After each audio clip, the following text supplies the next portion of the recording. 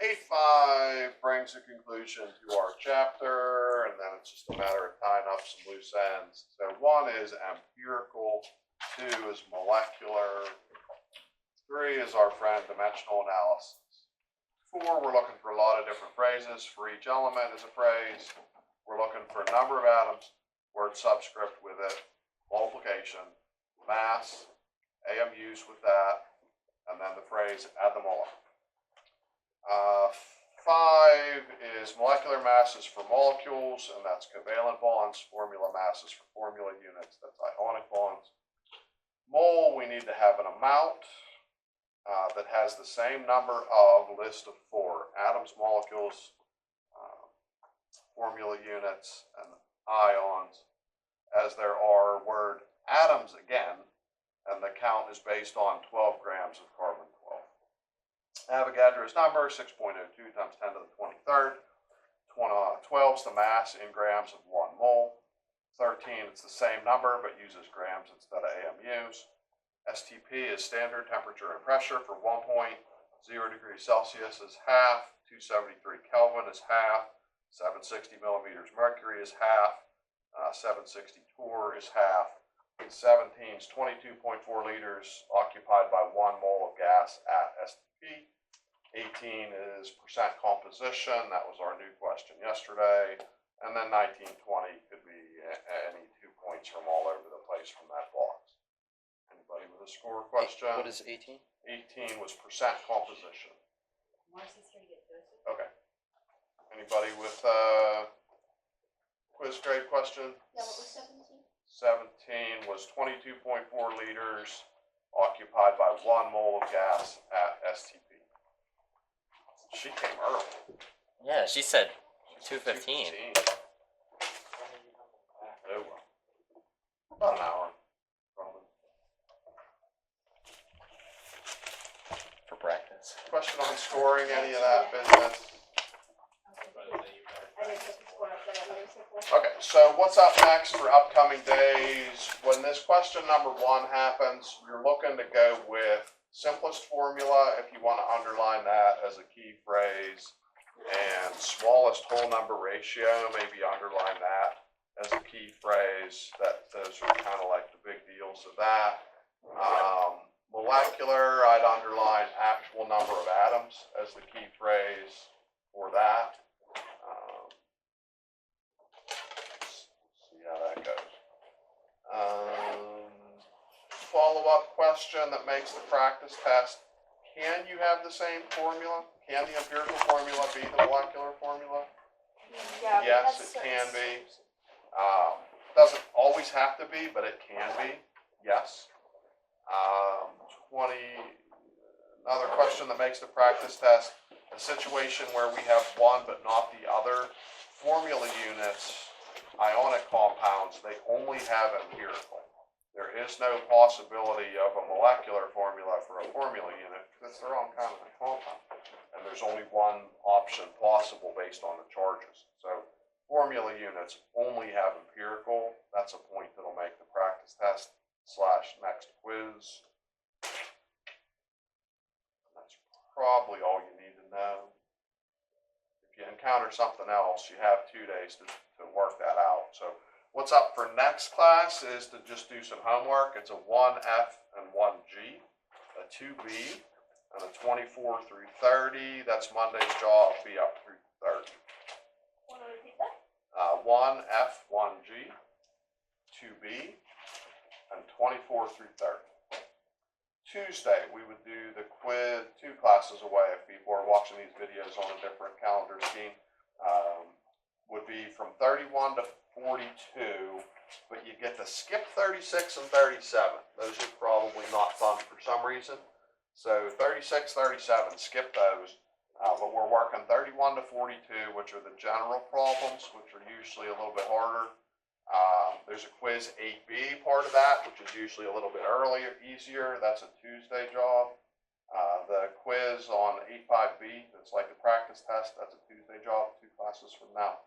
Wednesday would be the practice test. That's 3 classes from now. We could do a second practice test. We can decide that when we do the first practice test. Then we're looking at a test roughly in a week. ish, a little more, a little less, something like that. Question about what's coming up?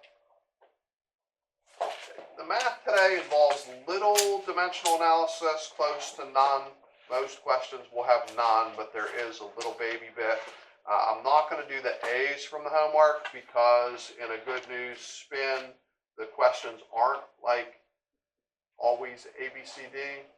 Some of them still are though, sorry.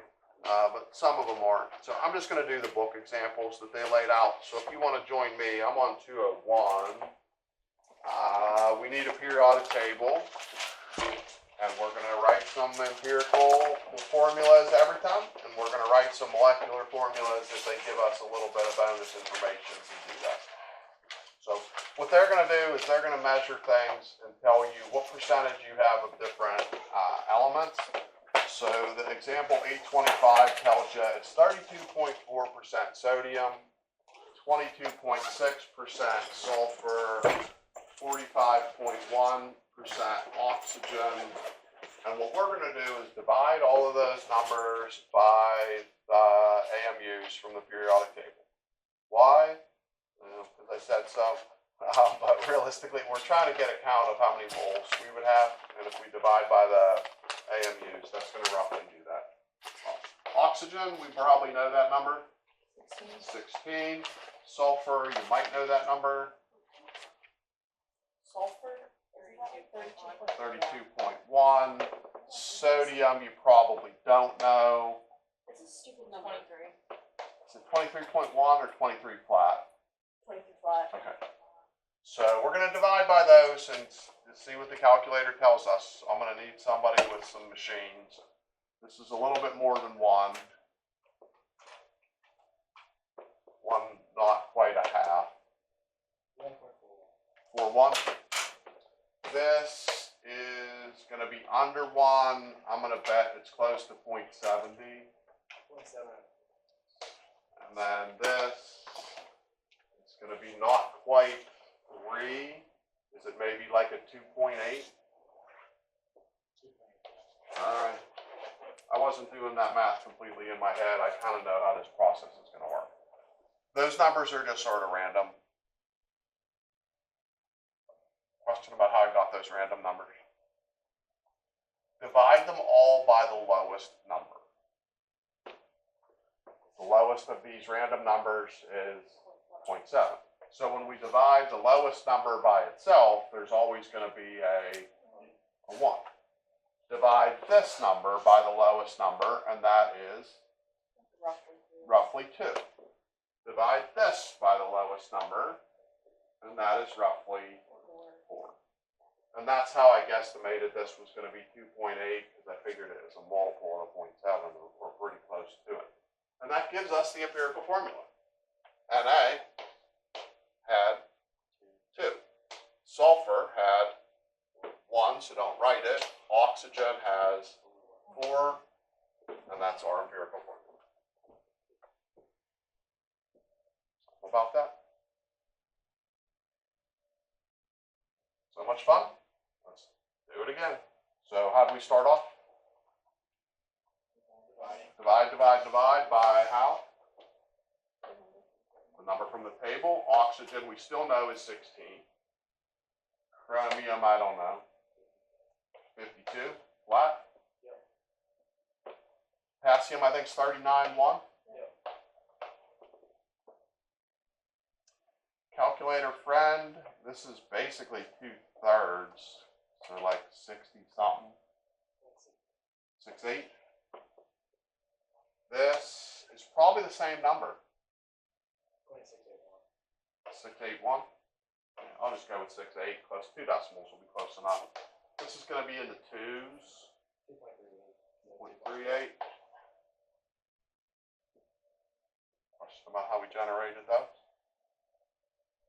This is going to be simpler in a way. We divide now by the lowest number. So both of these turn into 1s. And divide this by the 0.68. That's not going to go. 3 and some change, maybe. Somebody divide 2.38, divide by 0.68. 3.5. can't have one like atom of this, one atom of this, and 3.5 atoms of that. So we're gonna have to do a little bit of math tweak to make these not be fractions. 0.5 is based on the fraction a half. So what we'll do is we'll multiply everybody by 2. What if we had to multiply by 3? What would be some decimals that indicate it's 3 times 0.33 stuff or 0.66 stuff? How about fourths? 0.25s or 0.75? You're not going to have anything weirder than that. I don't even think you have fourths. I think every problem is either going to be halves or thirds. But if you get halves or thirds, just multiply by the denominator of that. So this empirical formula would be K2, CR2, and O7. What about that? This one, they're going to give us a bonus fact, so we're going to be able to find a molecular formula. But I'm not even going to talk about that until we do the empirical. The only way you can find a molecular formula is find the empirical first and then tweak it. So how do we start? Divide nitrogen by 14. Divide oxygen by 16. Nitrogen, somebody with a machine, 0.2 something. 217, I'll call it 22. I'll just always go 2 decimal places. 6.95, dividing that. I hope it's 44, please. All right, so close enough.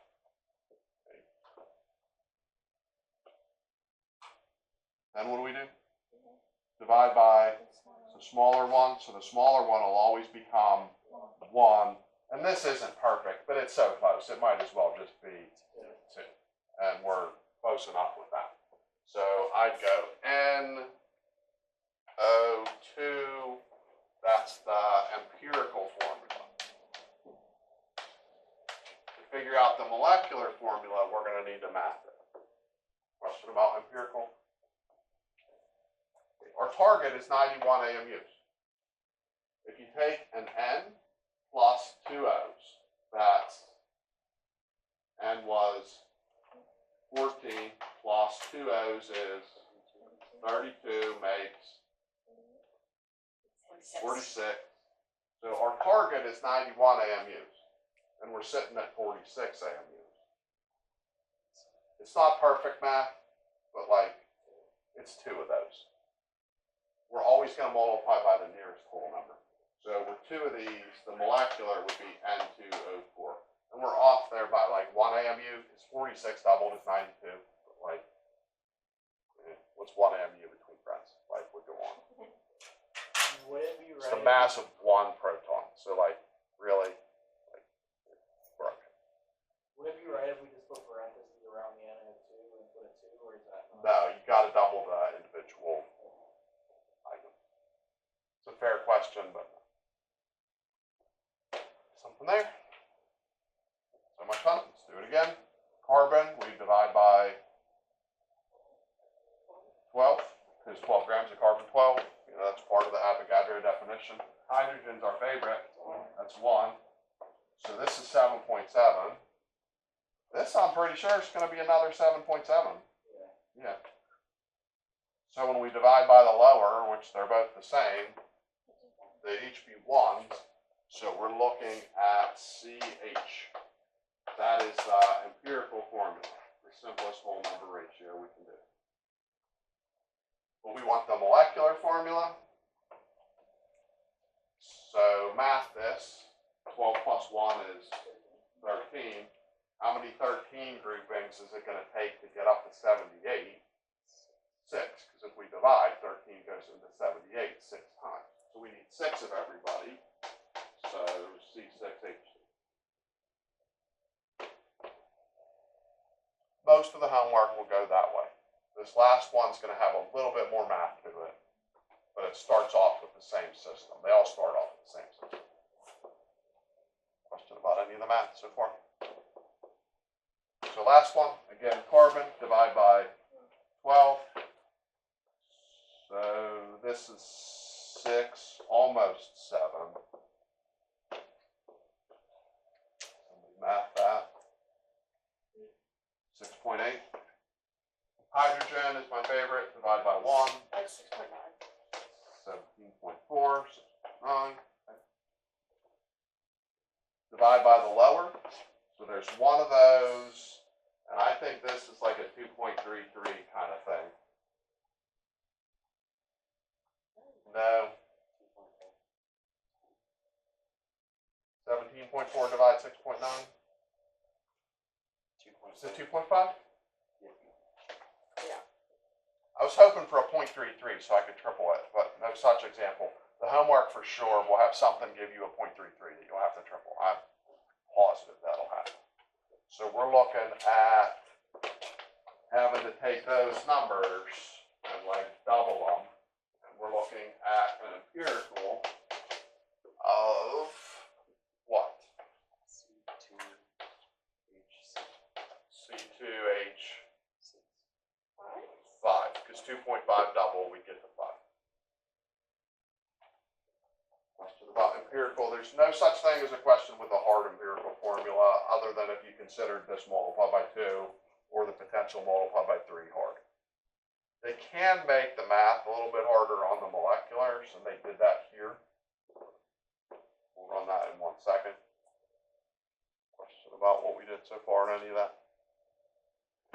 Okay, what they're telling you in this example problem is that this has a density of 2.60 grams per liter, and that doesn't help you do math with like AMUs. But it would help us if we knew not the grams there were in a liter, but the grams there were in our word of the chapter, mole. Grams per mole would be a winner. Because then we'd have, if we have the grams in a mole, we have a thing called the molar mass. And the molar mass is numerically the same as the molecular mass, just with grams instead of AMUs. So we need liters out, moles in. The number for moles is traditionally 1. The number for liters is always 22.4. We math this thing up. 58.2 works for me. So that's our target number. So if we go 2 12s and 5 1s, what are we looking at so far from this? 29. How many 29s does it take to get to 58-ish? Basically 2. Nothing's ever perfect, but it's always close enough. So we're really at C4H10. And that's what you're doing tonight up to 30. Very, very, very little dimensional analysis. The only way there's dimensional analysis is if they don't straight out tell you the AMUs or straight out tell you the grams. If they tell you like some weird thing, you have to get that to grams or get that to AMUs somehow just to have the math target. Anything else I can do for you on that? Shut that on down.